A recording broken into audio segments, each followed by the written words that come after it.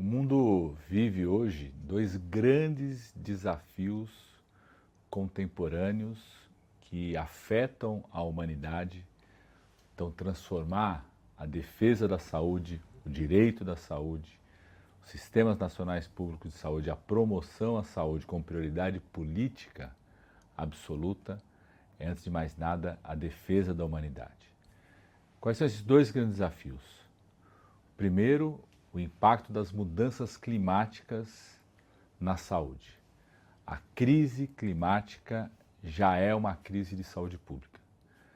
1 em cada 12 hospitais, em 2024, tiveram suas atividades paralisadas por conta das tragédias climáticas. Doenças surgem onde elas não existiam, por conta do aumento da temperatura média.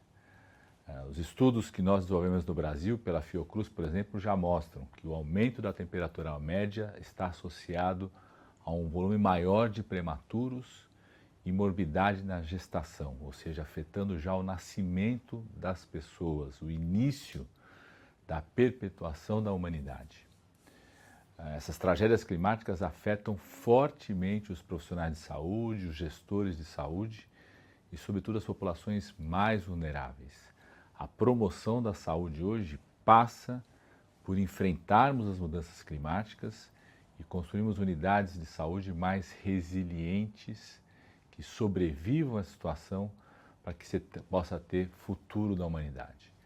O segundo grande desafio é o envelhecimento da população, que afeta o conjunto de políticas públicas, seja as políticas de previdência, seja a própria produtividade econômica, seja o convívio social no espaço das cidades entre as famílias e a reorganização dos serviços de saúde para isso.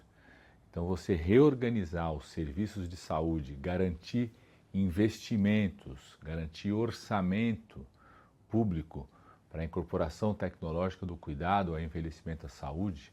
Quanto mais se envelhece, mais se necessita de investimentos da saúde, é fundamental para a sobrevivência também dessa humanidade. Então, por conta desses dois grandes desafios contemporâneos, nós defendemos o fortalecimento dos sistemas nacionais públicos de saúde, a sua reorganização, a adaptação para o enfrentamento das mudanças climáticas e a reorganização dos serviços para dar conta do envelhecimento, do cuidado continuado, das doenças crônicas, e o papel que o fortalecimento da saúde e a promoção da saúde tem por construirmos um futuro melhor, a reorganização da sociedade e a própria proteção da humanidade.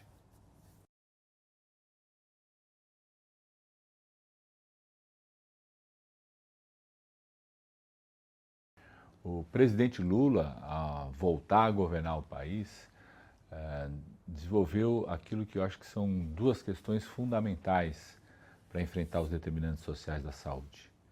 Primeiro, estabeleceu como prioridade absoluta do seu governo e do seu projeto de desenvolvimento a redução da desigualdade. Primeiro, tirar o Brasil do mapa da fome, porque o Brasil havia voltado para o mapa da fome com dezenas de milhões de brasileiros e brasileiras vivendo abaixo da linha da pobreza e em situação total de insegurança alimentar. Nesses 3 anos de volta do governo, conseguimos tirar o Brasil do mapa da fome e recuperar o nível de renda do país e a reorganização das políticas sociais com a prioridade absoluta para esse público. Para você fazer isso, você precisa de uma articulação entre saúde, educação, política na área da cultura, investimento em moradia e habitação, financiamento e crédito para a agricultura familiar, para os produtores agrícolas, tendo a saúde, o nosso sistema público de saúde, como a política mais capilarizada, que chega mais perto dessas populações e por isso tem um papel fundamental nessa articulação. As nossas equipes de atenção primária em saúde, as equipes de saúde da família, os agentes comunitários de saúde que estão ali no território, nas comunidades mais vulneráveis, mais do que um atendimento individual do cuidado da saúde, eles têm um papel de ser a presença do Estado, da política pública, chegando na escola, chegando na área rural, chegando próximo a quem produz os alimentos, num espaço cultural daquela comunidade, com forte ligação com base comunitária. Não digo que isso é perfeito, nós precisamos avançar muito ainda, fortalecer muito isso ainda no nosso país para que a atenção primária em saúde seja esse papel, eu digo, do centro da produção da vida na comunidade e nos territórios. A outra prioridade absoluta, que significa uma mudança importante no que estava vivendo a postura do Brasil no cenário nacional e internacional, é um compromisso absoluto do presidente Lula com um plano de adaptação para enfrentamento às mudanças climáticas, que envolve várias áreas de governo, como a transição energética, como o combate ao desmatamento, como a redução das emissões de carbono, como o enfrentamento de situações de desastres e, na área da saúde, a adaptação do Sistema Único de Saúde para enfrentar as mudanças climáticas. O que nós olhamos nessa adaptação? Primeiro, termos um padrão de construção de infraestrutura das novas unidades de saúde, resilientes às tragédias climáticas, preparadas para funcionar em situações de tragédia, preparadas para reduzir o impacto do aumento da temperatura média, com sistemas de informação que possam funcionar, inclusive em situações como essa, e que façam chegar mais próximo das populações mais vulneráveis. Segundo, a integração dos dados de clima com os dados da área da saúde. Então, temos centros nas grandes cidades do país e na região amazônica que integram os dados da predição do clima, da predição do aumento da temperatura média, do risco de chuvas, com os dados que vêm das unidades de saúde. A experiência mais bem-sucedida que nós temos hoje na cidade do Rio de Janeiro, que consegue relacionar o aumento da temperatura média com o aumento de idosos indo na unidade de saúde, com descompensação de diabetes, com problemas respiratórios, isso permitindo a organização do sistema de saúde para lidar com esse risco e com esse aumento. E a terceira ação desse plano de adaptação do SUS para as mudanças climáticas é olhar sobre as populações mais vulneráveis. As mudanças climáticas não impactam de forma homogênea a população. São exatamente as populações mais vulneráveis que são mais afetadas. Por isso que a equidade, enfrentar a desigualdade, as iniquidades, é tão importante na adaptação do sistema de saúde. No caso do Brasil, significa as populações que vivem na região amazônica brasileira, que vivem nas áreas de seca do Nordeste brasileiro, que vivem nas áreas próximas de queimadas da expansão do agronegócio na região centro-oeste do Brasil, e as populações que vivem nas áreas de risco das grandes cidades, e aí em todas as regiões das grandes cidades, das regiões metropolitanas do país. Então nós estamos reorganizando o sistema de saúde para poder chegar ao atendimento, o cuidado, as equipes com base comunitária, o telesaúde, a internet, para o acesso a tratamento especializado via o teleatendimento nessas populações. Isso significa hoje 10 bilhões de reais de investimentos para a construção de unidades, a oferta de internet, telesaúde nessas áreas para cuidar dessas populações mais vulneráveis.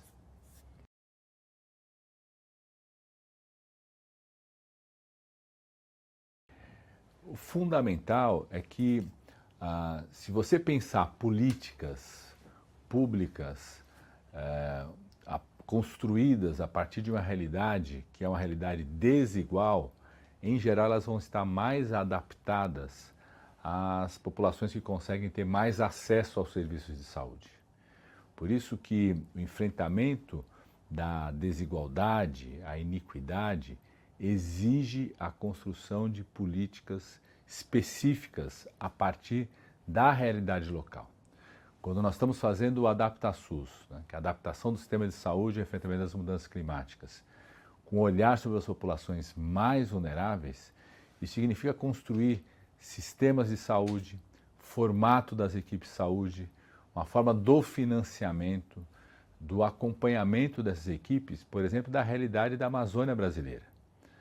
Pela primeira vez na história do Brasil, todos os profissionais que atuam hoje nas terras indígenas brasileiras são diretamente contratados pelo Ministério da Saúde, pelo governo nacional. Por quê? Para você ter garantia de que esse atendimento vai acontecer, que ele fique independente de disputas locais que muitas vezes acontecem, ou mesmo terras indígenas que ultrapassam o território dos governos locais.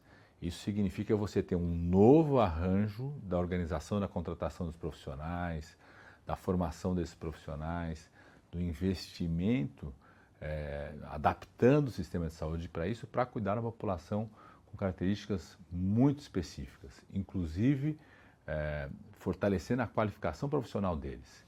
Mais de 60% hoje dos profissionais de saúde que atuam em terra indígena no Brasil são indígenas. Médicos, enfermeiros, técnicos de enfermagem, odontólogos, são indígenas que foram formados e qualificados a partir de uma política equitativa nesse sentido. A mesma coisa na periferia das grandes cidades, nas áreas de risco das grandes cidades. Nós tivemos que construir, por exemplo, um arranjo diferente de atenção primária em saúde para as pessoas que vivem em situação de rua. É o que chamamos dos consultórios na rua, que foram criados no Brasil em 2011, foram interrompidos, infelizmente, no governo anterior e agora retomados no governo do presidente Lula. Essas equipes têm uma composição diferente das equipes de atenção primária que atuam numa unidade básica de saúde tradicional. Elas têm a composição de agentes de saúde de forma diferente, a partir daquela realidade. Se você tem um número menor de pessoas que aquele médico é obrigado a atender nas equipes consultórias na rua, a unidade de saúde, o equipamento, é um equipamento móvel que atua em horários diferentes do que a unidade básica de saúde tradicional. Você tem que ter mais psicólogos nessas equipes, você tem que ter mais nutricionistas que se articulam com as outras ações de segurança alimentar e de moradia no local. Então, você ter uma política pública equitativa significa necessariamente você ter desenhos diversos que deem conta dessa diversidade.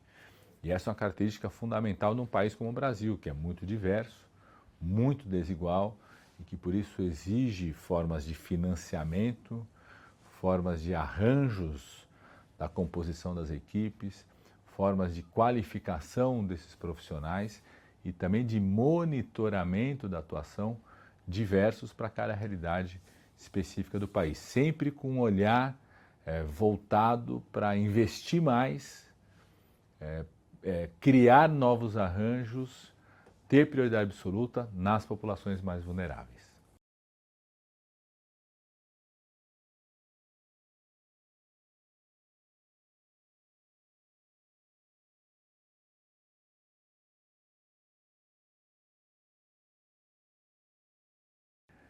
Trazendo a saúde como prioridade absoluta dessas plataformas, desses fóruns. Quando o presidente Lula, na presidência brasileira, realizou o G20 social e fez questão, durante a presidência brasileira do G20, da criação da coalizão saúde do G20 para inovação, produção e acesso equitativo de tecnologias da saúde, trouxe para o centro dessas lideranças, desse espaço, desse fórum, o tema da saúde. Há um ano atrás, estávamos aqui em Genebra, lançando a coalizão G20 da saúde. Neste ano, retornamos aqui, já com a governança pronta, um comitê diretivo formado por 16 países que compõem o G20, quase 30 instituições de fomento, financiamento, de promoção, de produção e acesso a medicamentos na área da saúde e com uma chamada pública para propostas já lançada. Aliás, é muito interessante que o comitê diretivo da coalizão G20 da saúde decidiu que o foco dessa primeira chamada de propostas para parcerias e investimentos para a produção de tecnologia de saúde fosse a dengue, que é uma arbovirose que hoje atinge mais de 100 países pelo mundo e que tem uma relação direta com as mudanças climáticas. O aumento da temperatura média, a mudança dos regimes de chuvas no mundo como um todo tem feito com que a dengue, essa arbovirose, aumentasse o número de casos em várias regiões do mundo e passasse a surgir em regiões que não tinham. Nós tivemos transmissão de chikungunya, que é uma arbovirose que usa o mesmo vetor da dengue. Na França, por exemplo, nós temos o vetor da doença de Chagas no sul dos Estados Unidos. Então é interessante que esses líderes, os países que compõem as 20 nações mais ricas do mundo, têm optado pelo primeiro tema, o primeiro desafio da chamada pública de parceria ser exatamente a dengue. Desenvolvimento de vacinas, tecnologias, testes diagnósticos, tratamentos, o que mostra ainda mais essa relação direta entre mudança climática, crise de saúde pública e necessidade dos países, dos sistemas de saúde, das empresas, da indústria farmacêutica, da indústria produtora de tecnologia da saúde, das universidades, das instituições de pesquisa, tratarem desses temas que emergem cada vez mais na saúde pública global. Então, acho que não só trazer o tema da saúde como tema importante, mas a partir do G20, do G7, construir arranjos permanentes, plataformas permanentes que mantenham o tema da saúde para além daquele momento de uma presidência do G20 é fundamental. A coalizão do G20 da saúde, por exemplo, manteve aquecido o debate entre as nações do G20 da saúde nesse ano, mesmo sendo um ano onde a atual presidência do G20 não chamou nenhuma reunião dos ministros da saúde, na prática não tem mantido ativo o grupo da saúde, ou seja, arranjos que foram criados pelo próprio G20 mantêm esse debate aquecido, essa plataforma aquecida e, mais do que isso, ações concretas. Um ano depois do lançamento da coalizão, nós já temos a chamada pública, até julho a apresentação dos projetos, a expectativa é que esse ano a gente já tenha, inclusive, a execução dessas parcerias de produção de uma tecnologia, produção de um medicamento, produção de vacina, impactando rapidamente no acesso, na inovação e na produção local de tecnologias da saúde a partir dessa articulação do G20.